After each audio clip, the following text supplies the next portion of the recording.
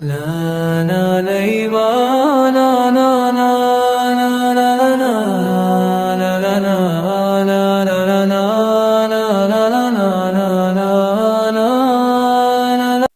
அலைக்கும் வரஹ்மத்துல்லாஹி வரகாத்துஹு.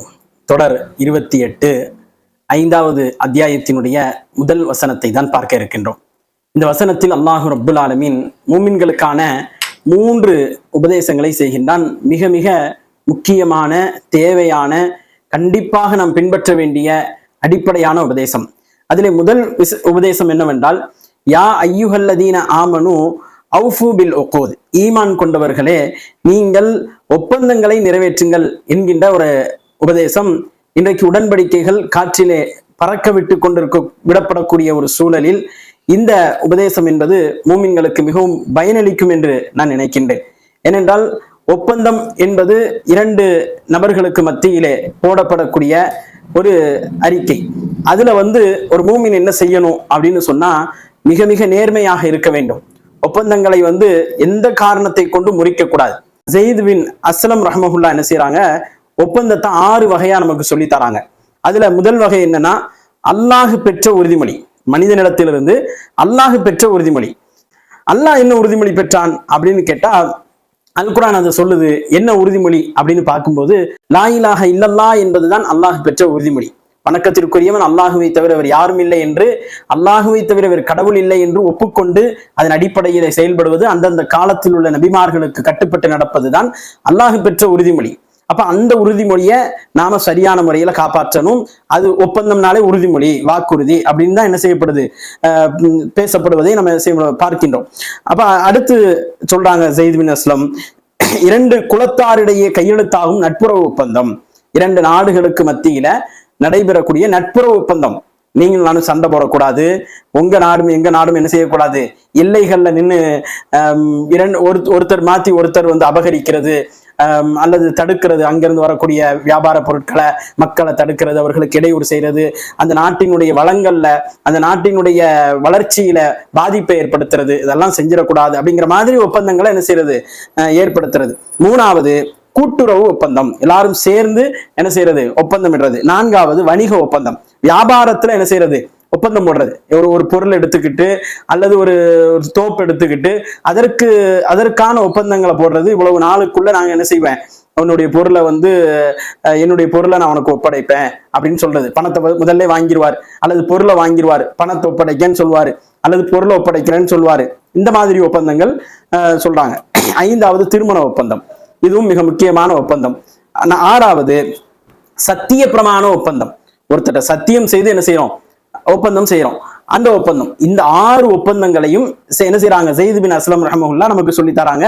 இந்த 6 ஒப்பந்தங்களையும் நீங்கள் காப்பாற்ற வேண்டும், நிறைவேற்ற வேண்டும் என்று சொல்கிறார்கள். அப்ப ஒப்பந்தங்களை நிறைவேற்றுங்கள் என்று சொன்னால், அது வியாபார ரீதியாக இருக்கலாம், அது வியாபார ரீதியாக இருக்கலாம், திருமண ரீதியாக இருக்கலாம், ஒரு 2 நாடுகளுக்கு மத்தியில் உள்ளதாக இருக்கலாம். எல்லோரும் சேர்ந்து இப்படி நடந்துக்கிடுவோம் அப்படின்னு ஒரு மஷூராவின் அடிப்படையில் ஏற்படுத்தக்கூடிய ஒப்பந்தமாக இருக்கலாம். எந்த ஒப்பந்தமாக இருந்தாலும் சரி, அதை நிறைவேற்ற வேண்டும். அதை சரியான முறையில் என்ன செய்யணும், அந்த விஷயத்தில் நடந்துக்கிடணும் அப்படிங்கிறது தான் சூரத்துல் மாயிதாவினுடைய முதல் வசனத்தின் முதல் உபதேசம். 2வது உபதேசம் என்ன தெரியுமா, உஹில்லத் லகும் பஹீமத்துல் அன்ஆமி இல்லா மா யுத்லா அலைக்கும் கைர முஹல்லிஸ் ஸைதி வ அன்தும் ஹுருமுன். 2 உபதேசங்களும் இதுல என்ன செஞ்சிருச்சு, வந்துருச்சு. உங்களுக்கு தடை செய்யப்பட்டது அப்படின்னு சொல்லப்பட இருக்கின்றவற்றை தவிர மற்ற கால்நடைகள் உங்களுக்கு அனுமதிக்கப்பட்டுள்ளன. அல்லாஹ் சொல்ல இருக்கிறான் என்னென்னலாம் உங்களுக்கு தடை. ஏற்கனவே முந்திய தொடர்கள்ல நம்ம பேசியிருக்கிறோம், எதெல்லாம் ஒரு மூமினுக்கு தடை. தூய்மையான உணவு அப்படிங்கிற அந்த தலைப்புல என்ன செஞ்சிருக்கிறோம், நாம பேசியிருக்கிறோம். தடை செய்யப்பட்ட உணவு அப்படின்னு சொல்லி பேசியிருக்கிறோம். அப்போ அதுல அல்லாஹ் எதெல்லாம் தடை அப்படின்னு பேசியிருக்கிறான். பன்றி இறைச்சி தடை, தானா செத்ததை உண்ணக்கூடாது, அதே மாதிரி அல்லாஹ் அல்லாதவர்களுடைய பெயர்ல அறுக்கப்பட்டதை உண்ணக்கூடாது. இப்படி பல்வேறு செய்திகளை நம்ம செஞ்சிருக்கிறோம், பார்த்திருக்கிறோம். பின்னாலையும் அது தொடர்பான செய்திகள் என்ன செய்ய போகுது, வரப்போகுது. அதை தவிர மற்ற உணவுகள் பஹீமத்துல் அன்ஆம் உங்களுக்கு அனுமதிக்கப்பட்டது. பஹீமத்துல் அன்ஆம்னா என்ன அப்படின்னு சொல்லும் போது, ஆடு மாடு ஒட்டகம், இதைத்தான் முஃபஸ்ஸிரீன்கள் பஹீமத்துல் அன்ஆம் அப்படிங்கிறதுக்கு விளக்கமாக தருகிறார்கள். பஹீமத்துல் அன்ஆம் தவிர மற்றவற்றை என்ன செய்யக்கூடாது, உண்ணக்கூடாது. பஹீமத்துல் அன்ஆம் ஆடு மாடு ஒட்டகங்களை உண்ணலாம் அப்படிங்கிற செய்தியை என்ன செய்யறோம், நாம அல் குர்ஆன் வசனத்தை கொண்டு பார்க்கின்றோம். தொடர்ந்து அல்லாஹ் சொல்லும் போது இஹ்ராம் அணிந்த நிலையில நீங்க என்ன செய்யக்கூடாது, வேட்டையாடக்கூடாது அப்படின்னு 3வது செய்தி அல்லாஹ் சொல்கின்றார். அது உங்களுக்கு அனுமதிக்கப்பட்டதாக நீங்கள் கருதிடாதீங்க. இஹ்ராம் அணிஞ்சிருந்தீங்கன்னா எந்த ஒரு உயிரினத்தையும் நீங்க வேட்டையாடக்கூடாது. எஹ்ராம்ங்கிறது ஹஜ்ஜிக்காக உம்ராவுக்காக அணியக்கூடிய தைக்கப்படாத ஒரு ஆடை, மேலாடை கீழாடை எல்லாமே அதுதான். அந்த ஒரு ஆடைய நீங்க அணிஞ்சிட்டீங்கன்னு சொல்லி உம்ராவுக்கு கிளம்புறதுக்காக அணிஞ்சிட்டீங்கன்னு சொன்னா நீங்க என்ன செய்யக்கூடாது, எந்த காரணத்தை கொண்டும் வேட்டையாடி உண்டு விடக்கூடாது. வேட்டையாடக்கூடிய பழக்கங்கள் இருக்குதா இல்லையா பல இடங்கள்ல, அவர்களுக்கான ஒரு உபதேசம், அதுல மூமின்களுக்கான ஒரு உபதேசம் என்பதை நம்ம புரிந்து கொள்ள வேண்டும். அப்ப அல்லாஹ் ரப்புல் ஆலமீன் இந்த 3 உபதேசங்களையும் கொடுத்து இன்னல்லாஹ யஹ்குமு மா யுரீத், அல்லாஹ் தான் நாடுவதை சட்டமாக்குகின்றான் என்கின்ற செய்தியையும் சொல்கின்றான். அன்பான சகோதரர்களே, சட்டம் அப்படின்னு சொன்னாலே அல்லாஹ் கொடுப்பதுதான் சட்டம். மனிதனுக்கு எது நல்லது எது தீயது என்பதை படைத்த இறைவனால் மட்டும்தான் என்ன செய்ய முடியும், தீர்மானிக்க முடியும். ஒரு மொபைலை கிரியேட் பண்றவருக்கு தான் என்ன செய்யும், இதுல என்னென்ன சாஃப்ட்வேர் இந்த மொபைலை ஒம்பாக்கும், இந்த மொபைலை இயங்க விடாம ஆக்கும், என்னென்ன மாதிரி பயன்படுத்தினா அந்த மொபைல் சீக்கிரமே அதனுடைய அது காலாவதி ஆகிரும் அப்படிங்கிறது அதை உருவாக்குனவருக்கு தான் தெரியும்.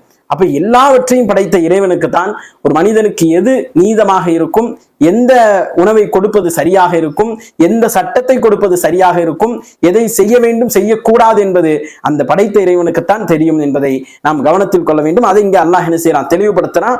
அல்லாஹ் தான் நாடுவதை என்ன செய்யறான், சட்டமாக்குறான்.